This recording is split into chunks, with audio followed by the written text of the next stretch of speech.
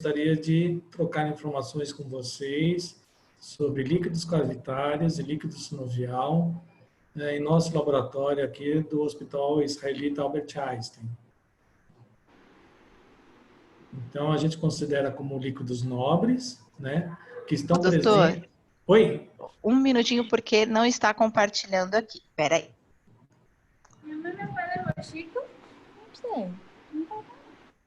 Não foi?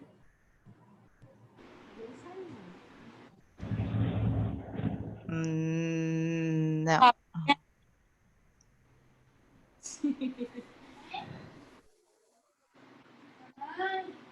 É porque saiu, mas voltou. Foi agora. O senhor compartilhou? Deixa eu... Vou tentar novamente. Um momentinho só. Tá ótimo. Não sei, minha filha. Tem um Tá negócio enxergando? Tá vendo ou não? Não sei. Vem a ver. Foi? Não. Deixa eu ver.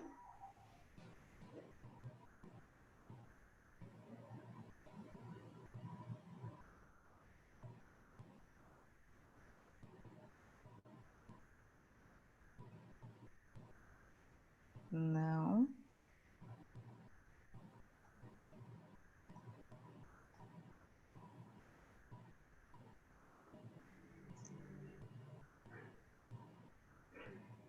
Conseguiu? Ó, Ana Paula, eu tô tá na tela para mim. Para vocês não estão vendo? Não, não está aparecendo.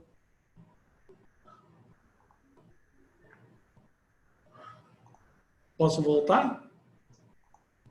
Pode.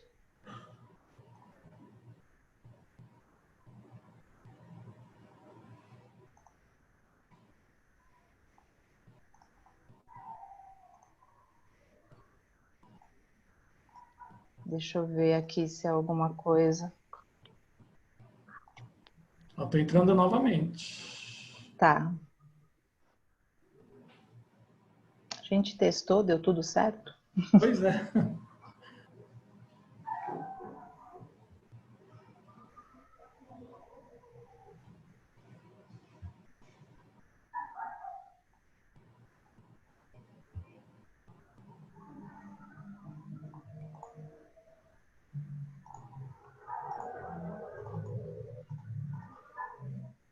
E agora?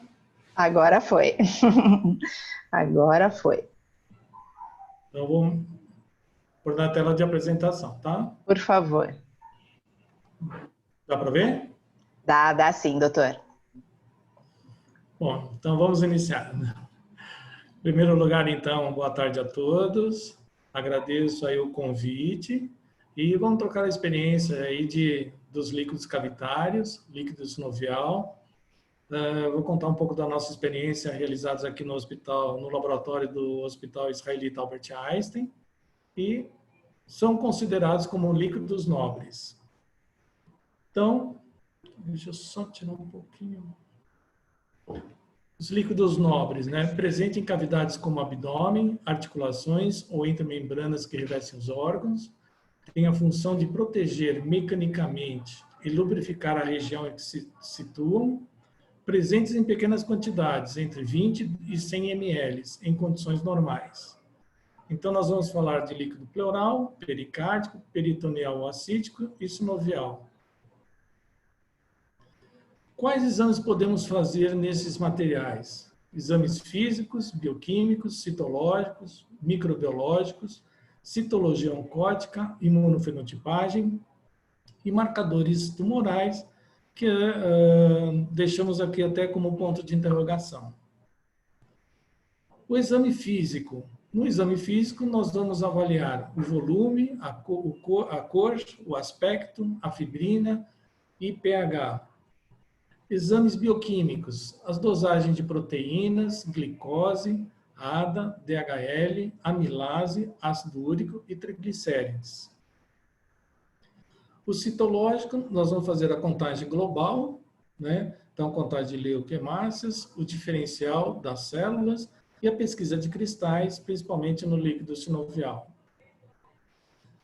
Na parte da microbiologia, vamos analisar a bacterioscopia, a baciloscopia, pesquisa de fungos, cultura, identificação e sensibilidade.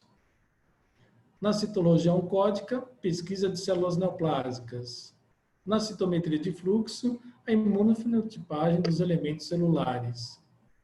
E os marcadores tumorais, nós vamos falar um pouquinho do CEA, do CA19-9, CA125, CA15-3.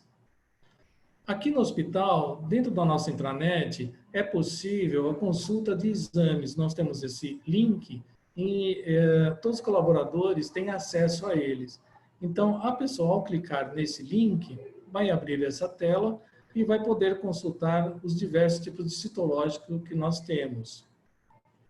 E clicando em cima de um deles, vai aparecer essa tela que vai dar todas as informações gerais, cobertura e preço, informações ao paciente, preparo, agendamento, informações médicas, informações técnicas, é o que está na tela, né? Que, por exemplo, orientações de coleta, orientações técnicas, como a amostra estável por 12 horas refrigerada, o volume mínimo, volume do material.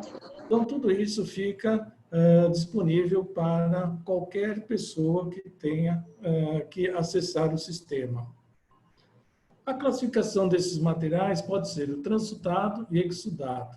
O transudado é um líquido claro com baixo número de células e baixa concentração de proteínas. Já o exudado é um aspecto turvo devido à alta contagem de células e concentração elevada de proteínas e causados por inflamações, neoplasias ou infecções e doenças autoimunes. O líquido pleural, então produzido em pequenas quantidades pelas células mesoteliais, reduz o atrito entre as pleuras durante o movimento da respiração e o acúmulo excessivo, denominado de derrame pleural. Como é obtido? É um procedimento invasivo e, portanto, é somente realizado por médicos. E o procedimento se chama toracocentese. Quando deve ser realizado? Na suspeita clínica de pleurite associada a dor torácica, tosse e ou dispneia.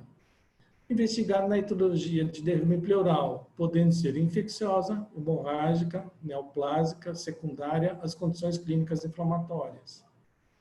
A causa do derrame pleural. A mais comum, devido à falta de algumas proteínas que ajudam a manter a água dentro dos vasos sanguíneos e a obstrução de canais responsável pelo escoamento do líquido pleural.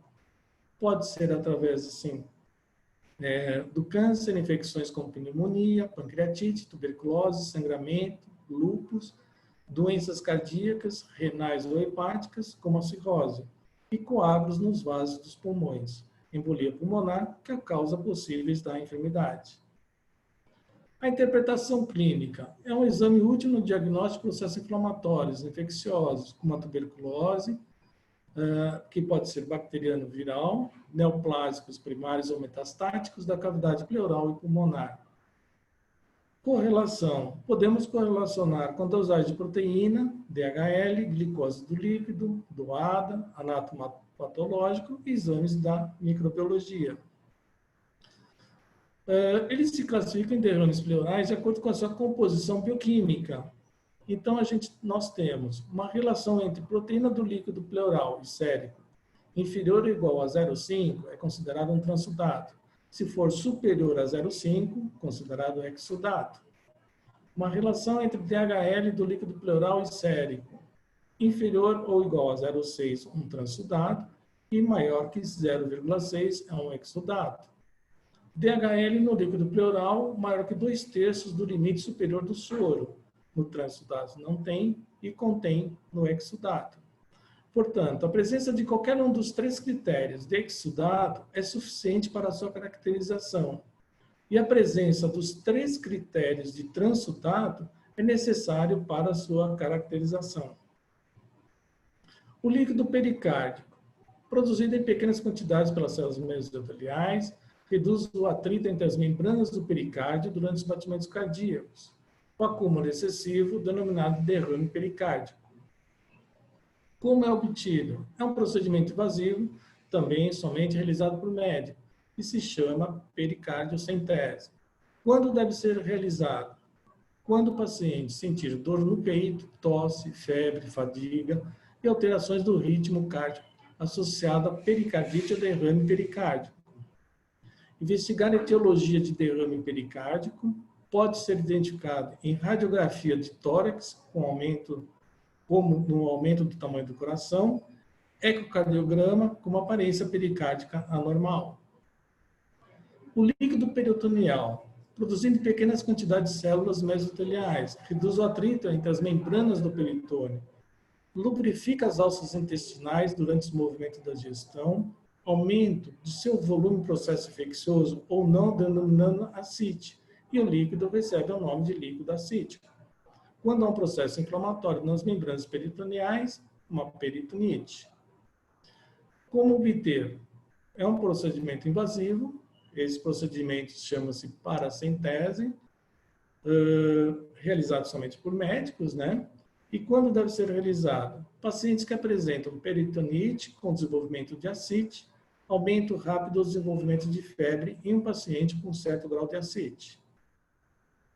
A aparência do líquido ascítico é muito importante. Então, pela cor, né, visto macroscopicamente, já dá uma ideia, né, da etiologia. O amarelo citrino claro, presente então nas cirroses hepáticas sem complicações.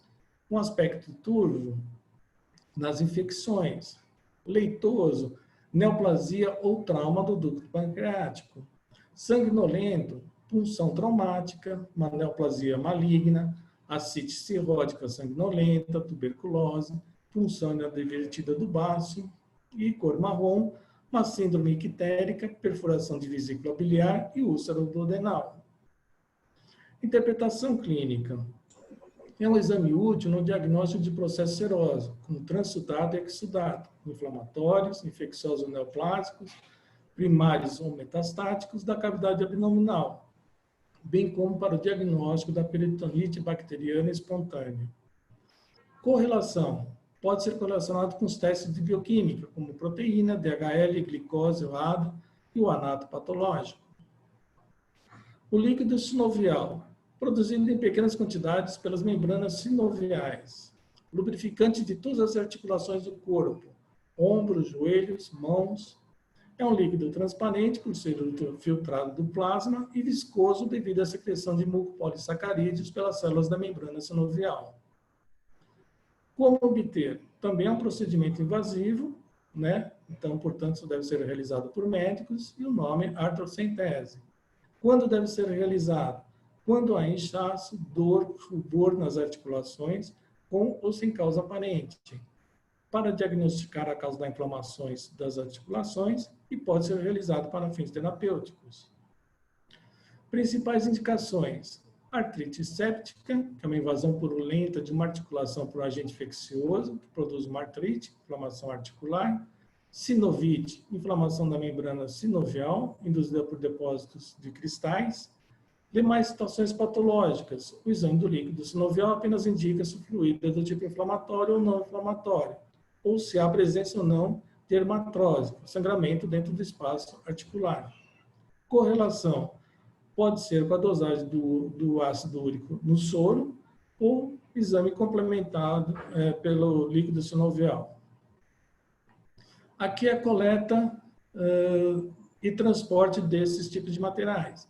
Então, a coleta é realizada de forma específica para cada tipo de material. Pode ser transportado refrigerado ou temperatura ambiente e nunca congelado, porque senão você vai degenerar as células presentes nesse material. Para encaminhamento ao laboratório, o material deve ser acondicionado em tubos específicos de acordo com o tipo de exame a ser realizado. Então, alguns exemplos: o bioquímico em um tubo seco, o citológico em um tubo que contém DDTA, o anticoagulante, e o microbiológico na própria garrafinha do Bactec. Análise física. Na análise física, nós vamos verificar o volume, que deve informar o laudo, a quantidade total da amostra enviada para o laboratório. A cor. Normal, na maioria dos líquidos cavitários, ela é amarela, mas dependendo da etiologia do derrame, pode variar.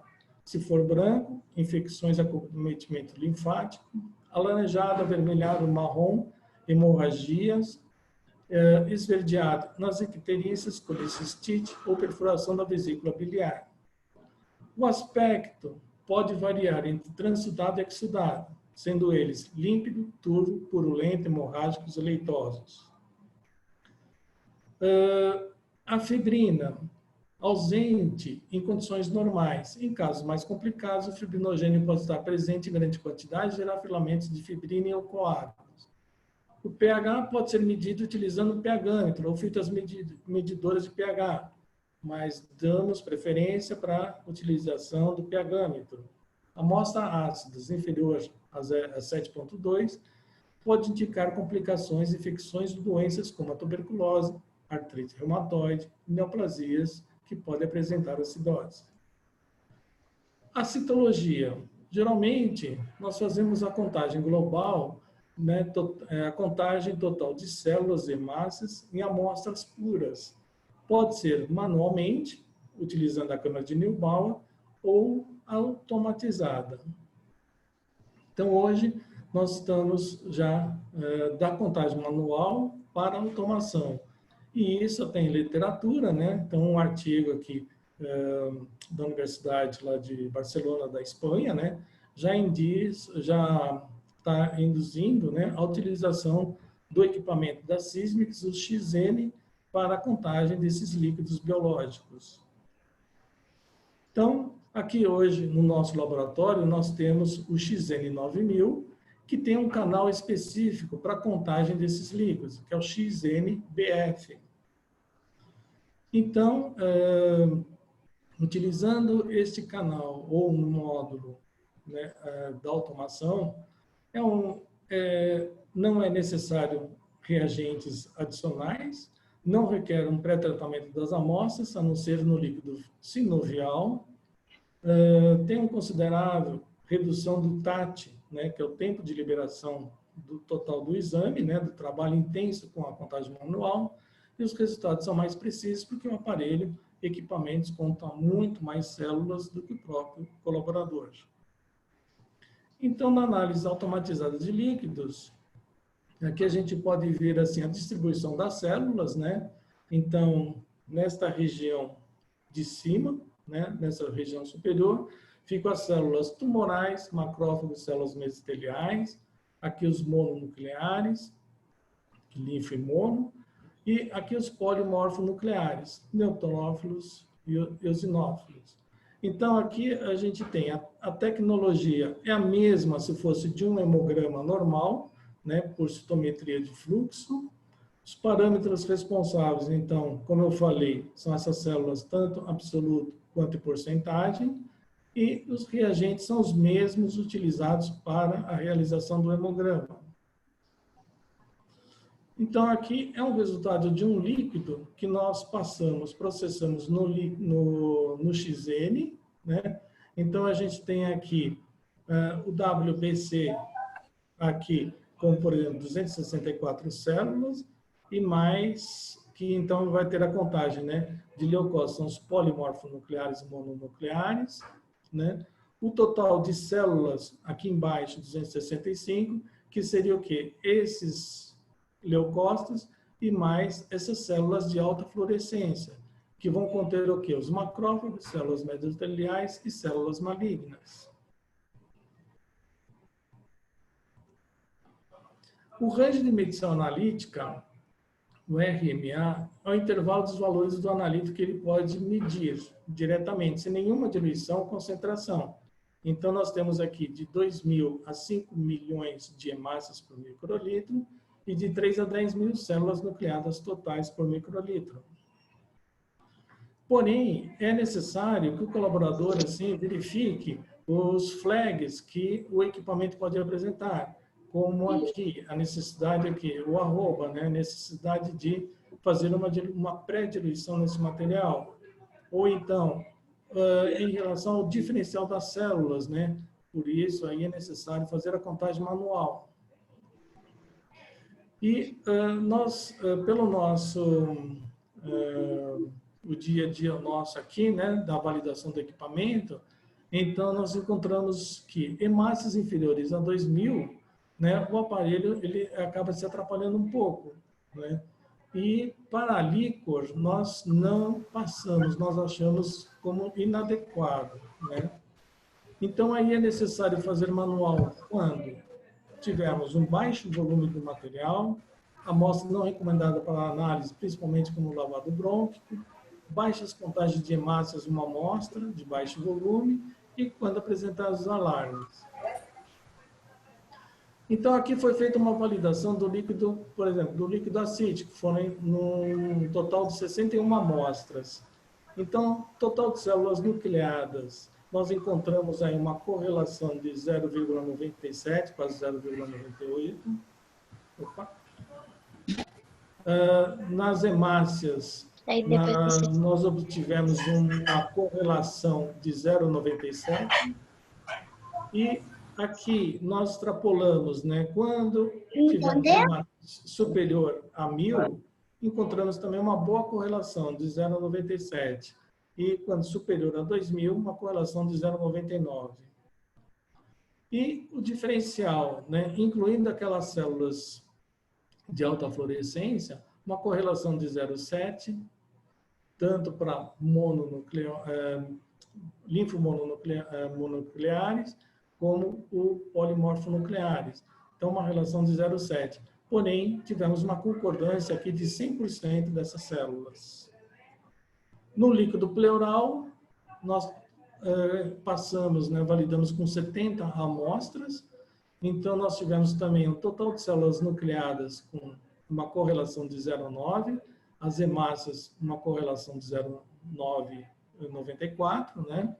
E o mesmo aqui, né, como para as hemácias, nós estendemos aqui para valores, então, maior de que 1.000 hemácias, uma correlação de 0,95 quase. E acima de 2.000, uma correlação também de 0,95. No diferencial, também, deixando as células de alta fluorescência, tivemos uma correlação de 0,58, né? E para os polimorfonucleares de 0,58 também. Porém, uma concordância aí de 95%. Já para o líquido sinovial, nós tivemos uma boa correlação com as células nucleadas, né? Porém, encontramos alguns gaps aí na contagem de leuco, né, quando nós fomos comparar o manual com o XM, tá? Então, e aqui também nas hemácias, né, uma correlação baixa, né? E esses gaps aqui foram maiores ainda, tá? Como vocês podem estar verificando aqui na tela. Então, para o sinovial, nós não utilizamos o equipamento. Vou falar um pouco de citologia.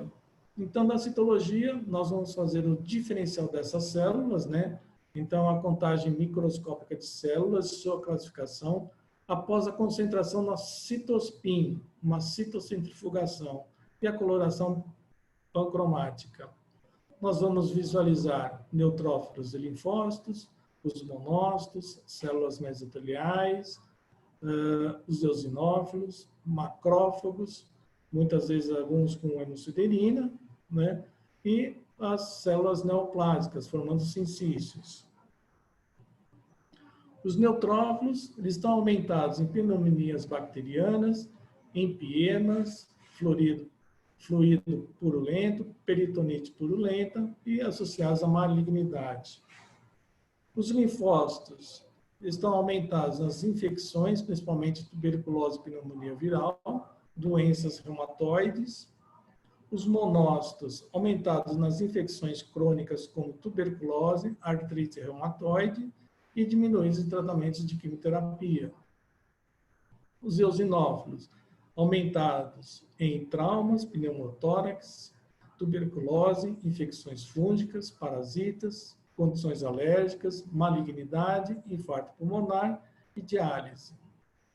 Os basófilos, aumentados nos processos inflamatórios, alergias. Os plasmócitos, na inflamação crônica, neoplasias. E aqui as células mesoteliais, né, que não devemos confundir com os macrófagos.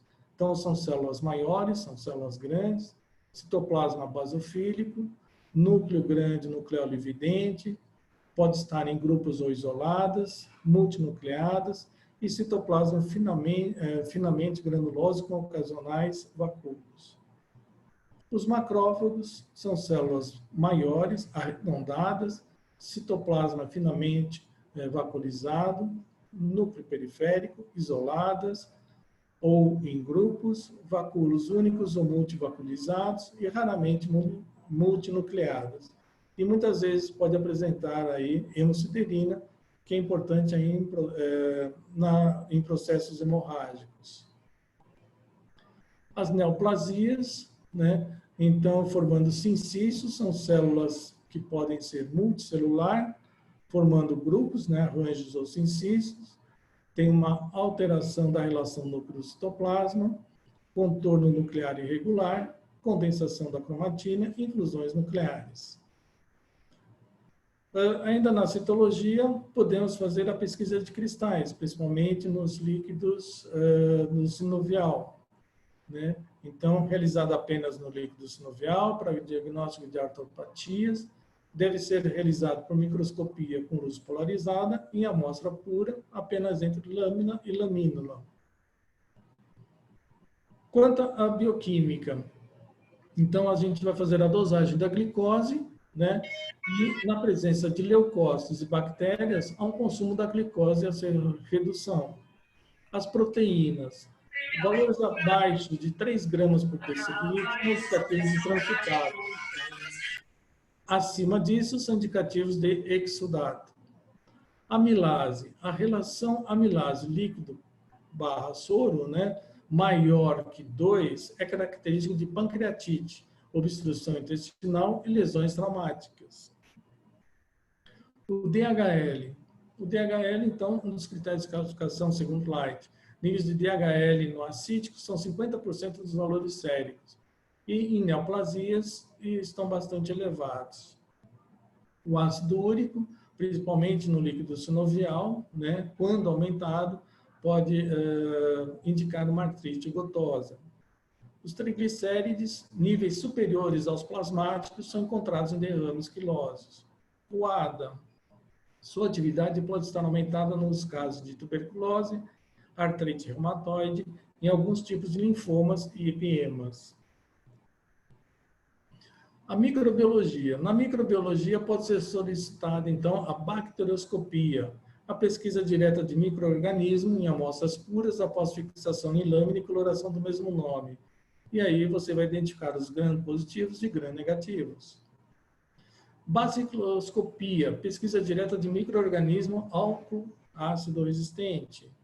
Pesquisa de fungos, pesquisa direta de estruturas fúngicas, células levedeiformes, pseudo-hifas e hifas verdadeiras. A cultura. A semeadura em placas contendo meios de cultura, enriquecedores ou seletivos, dependendo do tipo de material. Pode ser realizada introduzindo material em garrafas de hemocultura, permitindo o crescimento bacteriano ou fúngico em meio líquido. A identificação. Realizada após o crescimento bacteriano para descobrir o gênero e espécie do micro-organismo. Pode ser realizada através de provas bioquímicas manuais ou de forma automatizada. Teste de sensibilidade aos antimicrobianos, né? Orienta a escolha mais adequada da terapia antimicrobiana. Importante ferramenta no monitoramento da evolução da resistência microbiana, podendo ser realizar por método manual ou automatizado. Anatomia patológica. O líquido pleural, quando tem presenças malignas nesse líquido, é indicativo de uma disseminação da doença primária. Do líquido sinovial, são encontrados raramente essas células neoplásicas. No pericárdico, ocorre principalmente assim, né, a indicação dos carcinomas metastáticos e linfoma. E líquido peritoneal, metástase peritoneal, mesotelioma, linfoma e pseudomixoma peritoneal. Na citometria de fluxo, foi feita uma validação com 10 amostras de líquidos cavitários, sendo ele 4 acíticos e 6 líquidos pleurais. Então, aqui pela citometria, né, dependendo dos seus marcadores, seus monoclonais, né, foi possível identificar todos os tipos dessas células, granulócitos, linfócitos B, linfócitos T, células NK, os monócitos, e as células epiteliais mesoteliais e não hematológicas. Então, aqui na análise morfológica versus a citometria de fluxo, então a gente teve uma boa correlação das células mononucleares, com 0,92, e as células polimorfonucleares, com 0,89. Porém, apesar de boa correlação entre a morfologia e a citometria de fluxo, a morfologia pode detectar células mesoteliais melhor do que a citometria de fluxo. Já com o analisador hematológico XN versus o citômetro de fluxo, também nós tivemos uma boa correlação de células mononucleares, com 0,94% de correlação, e nas células polimorfonucleares, com 0,97% de correlação. Porém, o XN não pode separar as células mesoteliais, células tumorais e macrófagos. O que já a citometria pode diferenciar os macrófagos de células mesoteliais, células tumorais, através aí de CD45 negativas, que são células negativas. Portanto, na citometria é menos subjetivo, porém é mais rápido, e a possibilidade de uma análise em grande quantidade de células. Marcadores tumorais. Então, pela literatura, nós temos que no líquido pleural, 20% são malignos. No líquido pericárdico, 4% malignos. E líquido peritoneal, 10% de malignidade. Então, a utilização, investigação de tumores, quais são eles? Os mais clássicos são esses aqui, o CA199, CA125, CA15-3, CA72-4, alfa-feto, entre outros. Aplicação controversa, os valores de referência, existe uma falta de padronização, métodos diversos, imunoensaios. Então, aqui a gente vê que tem uma sensibilidade baixa e muitas vezes especificidade ou é limitado ou nem é encontrado, não específico. Portanto, os marcadores geralmente são somente para ser realizados em soro ou em plasma. E nós temos ensaios próximos para líquidos? Não, não temos. Então, o que fazer? Né? Procurar estudos que comprovem que seu método não sofre interferência. Identificar os valores de referência, dificuldade em líquidos normais. Realizar a validação, acurácia, precisão, linearidade, valor de referência, sensibilidade, especificidade. E verificar se existe teste proficiente para aquele analito. Portanto, concluindo desses marcadores, é o uso controverso, não deve substituir o exame citológico, pois as validações dos marcadores em uso de rotina têm uso limitado. Citologia positiva e marcadores negativos, é a mesma coisa que uma biópsia, e um marcador tumoral negativo não exclui a malignidade como causa do derrame. Aqui, eu vou falar somente para mostrar assim, a nossa produção de líquidos nobres de 2019 comparado até julho de 2020. Há um crescimento, né? Mas é um volume ainda pouco expressivo. O laboratório do Einstein, como é acreditado pelo CAP há mais de 10 anos, né? Então, todos os ensaios nós temos controle de qualidade externo.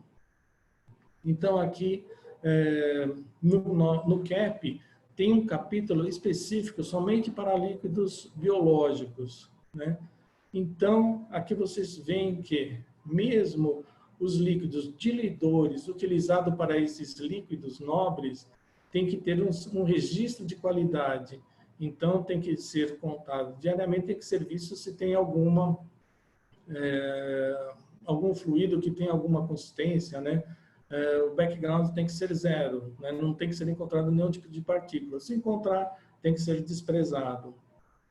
O mesmo serve aqui para as pipetas utilizadas, né, nesses processos. Então, tem que ser pipetas, tem que passar pela, por exemplo, como aqui no Einstein, passa pela nossa engenharia clínica, e se estiverem aptas, né, nós temos os certificados de que podemos utilizá-la.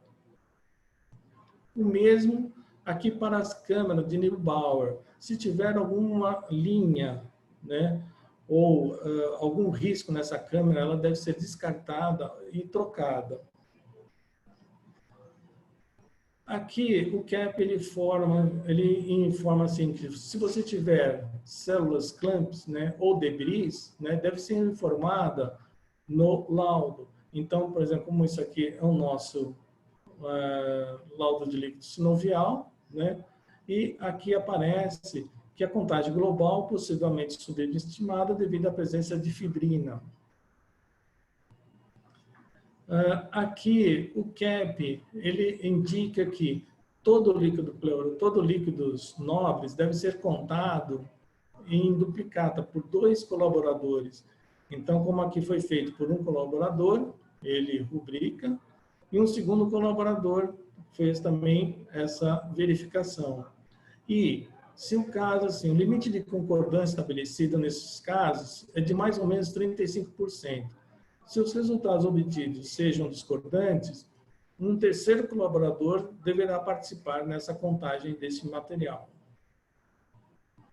Se for na automação, utilizando equipamento, deve ser feitos os backgrounds antes de processar essas amostras, tá? Então, aqui vocês podem ver o limite aceitável, né? Isso aqui pela Sysmex, né? Então, tem que ser feito antes de passar qualquer tipo de material. E no equipamento, na automação também, ele informa que é necessário ter 2 níveis de controle, né? E o aparelho da Roche, ele oferece 2 níveis, né? São identificados aqui como nível A e B, né? Nível 1 e 2, né? A estabilidade, 30 dias de estabilidade após aberto, né? E a gente acompanha também, como no caso do hemograma, né? Do controle a cada 24 horas. Quanto à morfologia, é necessário que haja aqui um interanalistas, ou seja, né? Uma comparação entre os colaboradores não pode ter uma diferença muito grande, tá? Aqui fala que sempre, assim, suspeita de células malignas, né, deve ser vista por uma revisão médica, por um patologista. E quando tiver essas células, né, que a gente também tenha a possibilidade de ter o contato, de enviar para a anatomia patológica, tá? Então, por isso que eu pus aqui como hematologia versus anatomia patológica. E aqui realmente é o que a gente faz. Então, isso aqui também é um citológico, é um líquido pleural, onde foram observados após, então, é feita a contagem pelos nossos analistas, vai para a revisão médica, né?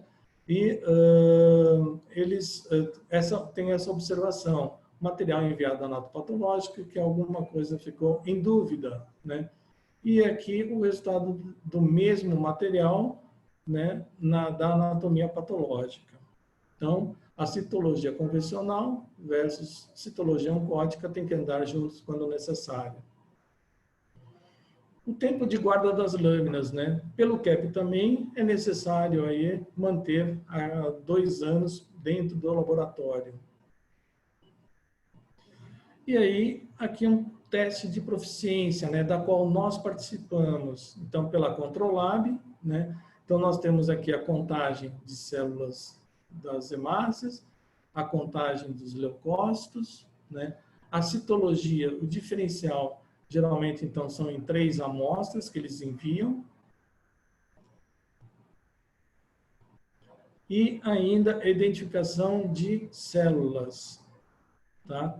Que nós também participamos. E aí a gente vai ser comparado com outros participantes, né? E o resultado vai vir se está ok, se está adequado ou não adequado.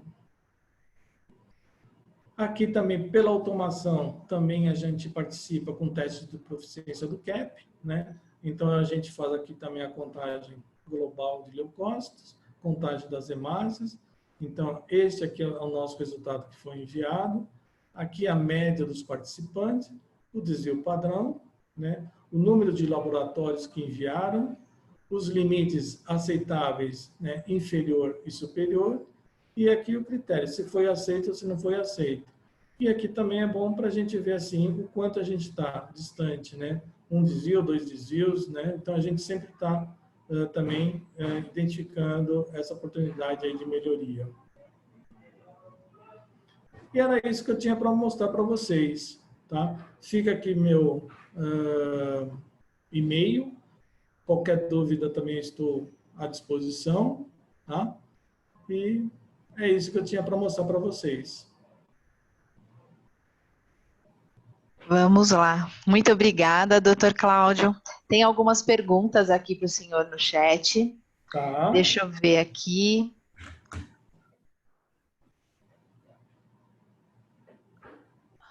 Deixa eu pegar a primeira aqui.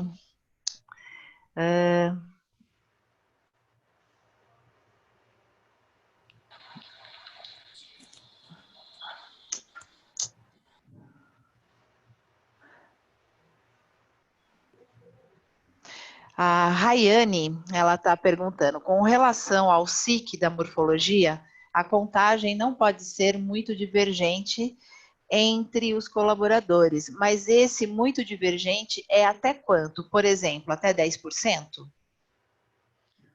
O que a gente não pode, assim, isso eu estou falando dentro do diferencial, né? Então, assim, se eu estou vendo uma população de linfócitos, né, e outro colega de neutrófilos, alguma coisa está errada, né? Então, a gente tem que rever ou a lâmina ou mesmo fazendo um novo procedimento, né? Mas 10% assim seria o razoável entre os analistas, tá? O que não pode diferenciar, né, como eu falei, quer dizer, uma pessoa está vendo uma neutrofilia, né, e o outro uma linfocitose, tá? Não pode estar discordante. Temos uma outra pergunta do Denis. Ele está perguntando, a preferência é curar com Rosenfeld ou automatizado?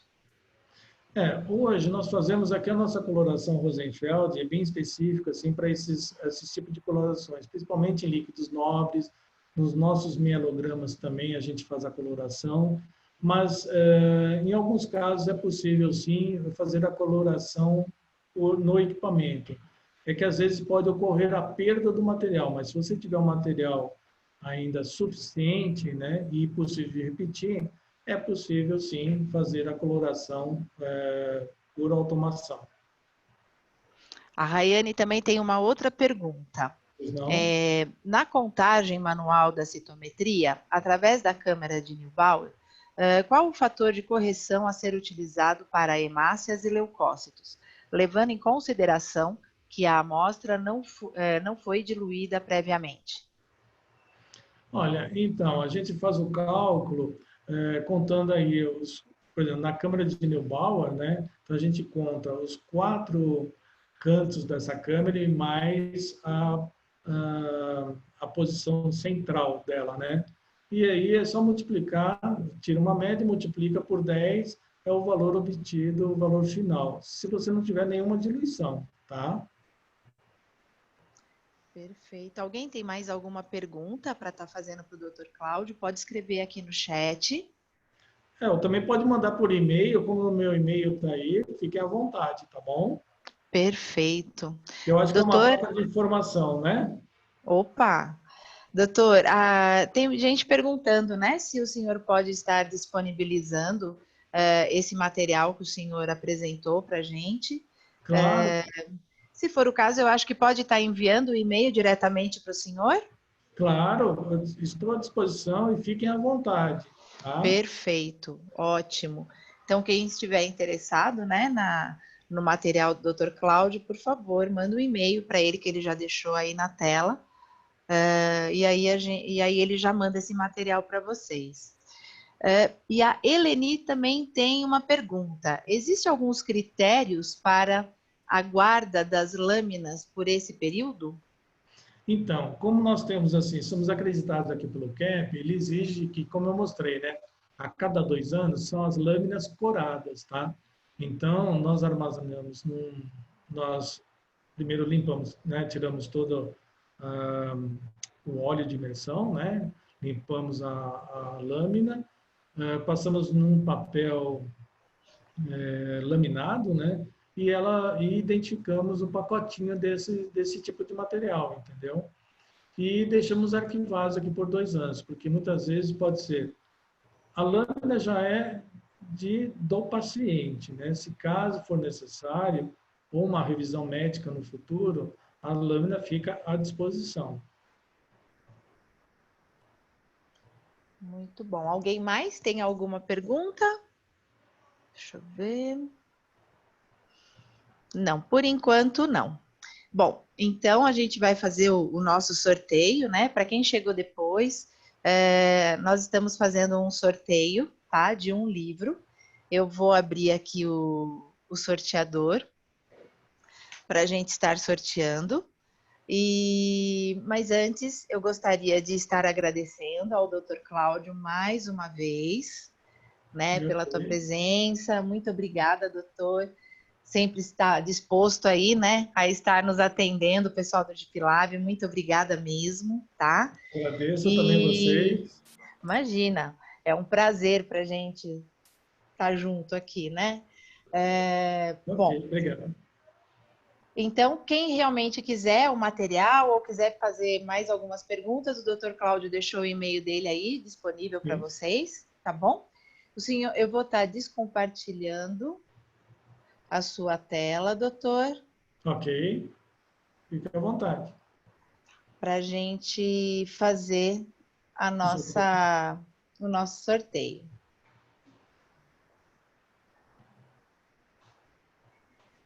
Eu acho que o senhor vai ter que descompartilhar para mim, para falar a verdade. Saí? Ainda não.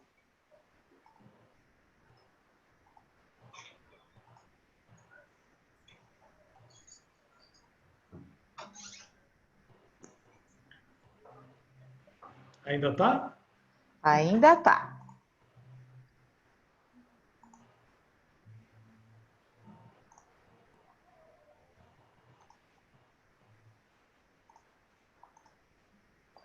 Então, vamos lá. Agora acho que saiu. Saiu? Deixa eu ver.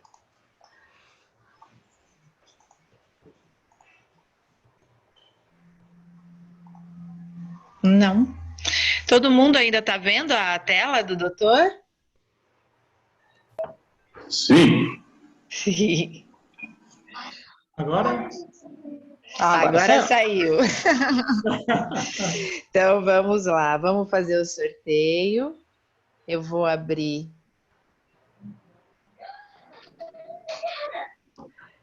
o meu sorteador.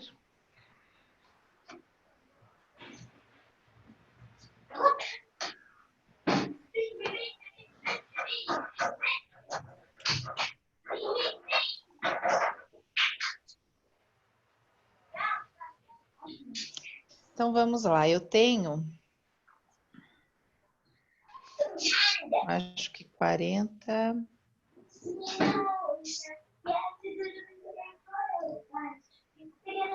eu ver quantas pessoas eu tenho aqui. Estou com 42 pessoas na sala, ok? Entra no chat.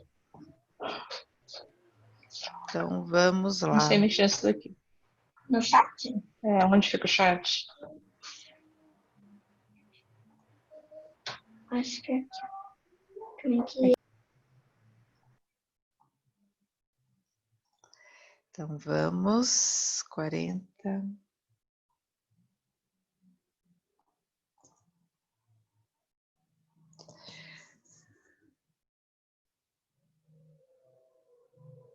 Então, eu vou fazer o sorteio. Vamos ver o número.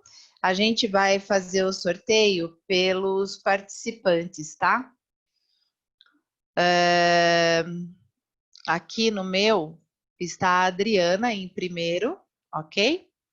E aí vai ser a partir dela que eu vou contar os números. Então, vamos sortear.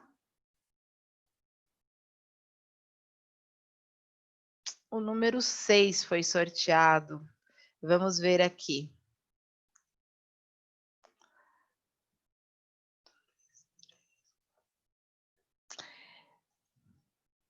Beatriz. Pode desativar o microfone, Beatriz? Oi, será que sou eu, Beatriz Lozano? É isso mesmo, é então você sou mesmo. Eu mesma. Que bom, parabéns, Beatriz. Muito Eu vou pedir para obrigada. você, imagina, eu vou pedir para você deixar no chat o seu telefone para que a gente possa estar entrando em contato com você, tá bom? Ok, Ana. Então está ótimo. Muito obrigado. Eu Mais que uma agradeço. vez, obrigada, doutor, por estar, né, aqui com a gente. A gente vai ter agora uma próxima palestra com a doutora Lucélia. Quem quiser participar, por favor, tá bom? E vamos encerrar, então. Muito obrigada, pessoal. Um abraço e uma boa noite.